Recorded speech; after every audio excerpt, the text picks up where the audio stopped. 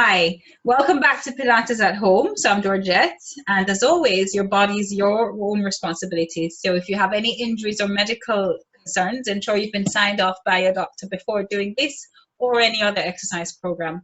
So let's get you started. So today I'll take you through two more intermediate exercises. The jackknife, which progresses from rollover. So it's the legs coming up and over, but this time with jackknife legs shooting straight up to the ceiling like a candlestick. And then your double leg kick, which progresses from your one leg kick. So that will challenge your coordination. So ensure you've done the essential exercises before progressing to the intermediate level.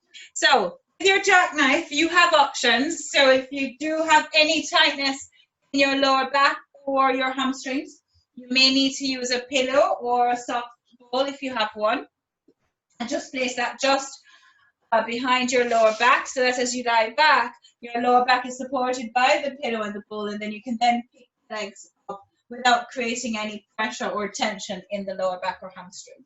If you do have the flexibility and the strength, then go ahead and lie on your mat with the hands by the side, your feet are hip width apart. And then I'm going to take a breath in through my nose to stay. I have a neutral spine, natural arch in the lower back. And then I exhale through my mouth, like I'm blowing into a straw, and I imprint my spine. So with the imprint, you roll that pubic bone towards the belly button. You feel the lower back just flattened into the mat. You hold the imprint. If you're on a pillow or a ball, it's the same thing. Your lower back should be flattened into that pillow or that ball. And these muscles here, these oblique muscles, now switched on. They get really tight. Pubic bone reaches right up to that belly button. You hold the imprint. Now, try to avoid any hiking up of the shoulders. So really try to keep those shoulders nice and stable. Pick one leg up, inhale. Pick second leg up, exhale. And then extend the knees. So as we extend the knees, if there is any tightness in the lower back or hamstrings, then do soften the knees. Just ensure you're not pulling on that lower back, okay?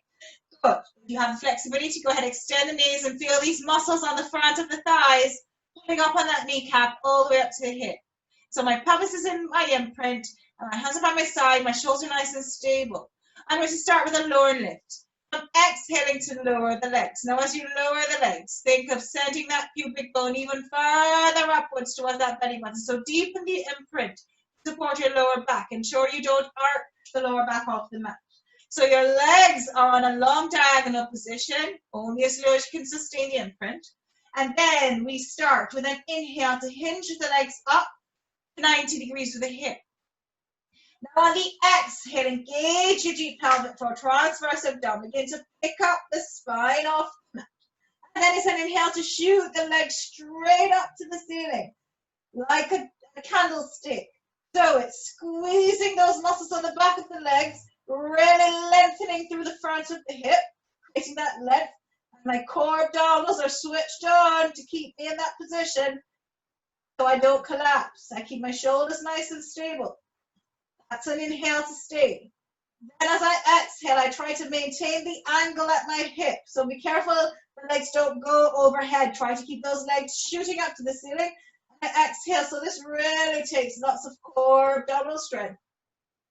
Throw myself straight down. And then continue to exhale, lower the legs onto that diagonal. No arching the lower back. Let's go again. So it's an inhale to hinge the legs to 90 degrees. Exhale, engage that deep pelvic floor, transverse abdomen. Pick up the spine. Now shoot the legs straight up to the ceiling as you inhale. Squeeze those muscles on the back of the leg. Hold it there. Exhale, maintain that angle at the hip. As you roll down, try to avoid the shoulders rounding forward.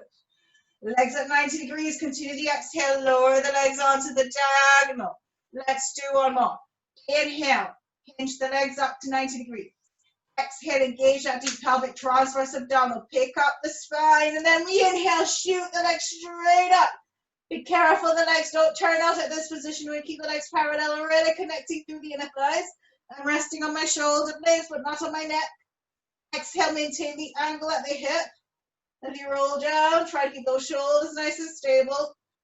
And then lower those legs back onto that diagonal position. Bending the knees, let's lower the legs. And then we're ready to transition to our double leg kick. Release the spine, neutral spine. natural arch in the lower back. So let's just extend the arm and the leg and turn ourselves right around, and then we're ready to bend back the other way. So double leg kick, again, will challenge your coordination. You can have a look for the first one and then you can come with me, okay? So my arms, my hands are just one inside the other behind my middle back, and then my elbows are just protracted, shoulder blades are protracted forward, elbows reaching forward. Head turn to the side, and legs are together, so connect the inner thighs. Now try to create that space between the belly and the mat, so pull the belly away from the mat and stay there.